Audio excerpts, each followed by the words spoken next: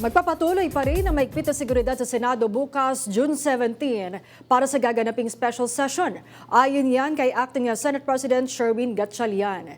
Pero ang kampo ni Senador Alan Peter Cayetano, naghain naman ng petisyon sa Korte Suprema para ipawalang bisa ang June 3 session kung saan nangyari ang 12 Senator quorum.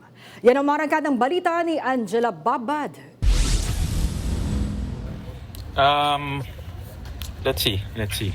Ito ang naging maikling sagot ni Senate President Pro Tempore Sherwin Gatchalian sa tanong kung matutuloy na ba ang palit liderato sa special session bukas at tuluyan na siyang maluluklok bilang Senate President.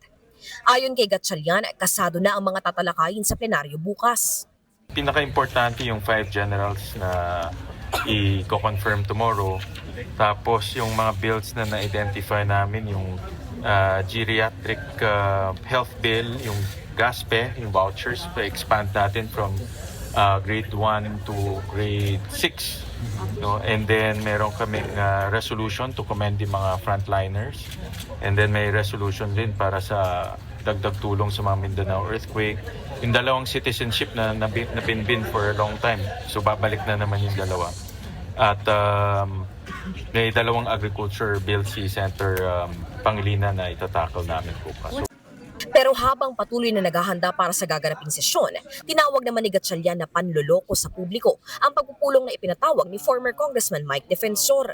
Well, definitely linoloko niya yung tao at definitely gumagawa siya ng confusion, no? Dahil dun sa post niya, Blue Ribbon Hearing, hindi naman siya chairman, hindi naman siya member, hindi naman siya senador.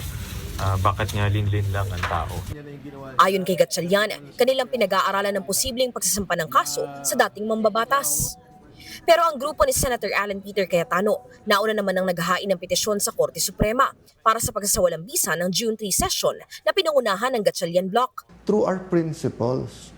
Ang pinaglalaban namin, hindi power, hindi position, prinsipyo. So, kung 13 na sa kanila, congratulations. We know how you got it sa pananakot, panunuhol. Hiling ng grupo ang status quo ante-order para patigilin ng Gatchalian Bloc sa pag-upo sa mga bagong posisyon. Kasabay nito ang pagbabasura ng Senate Resolutions number 430 at 48 ukol sa impeachment rules at ang concurrent resolution number 10 para sa adjournment.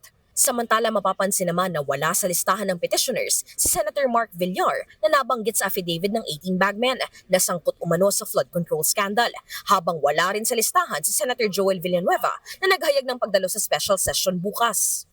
Ako si Angela Babad ng PRTV News, nagseserbisyo para sa Pilipino.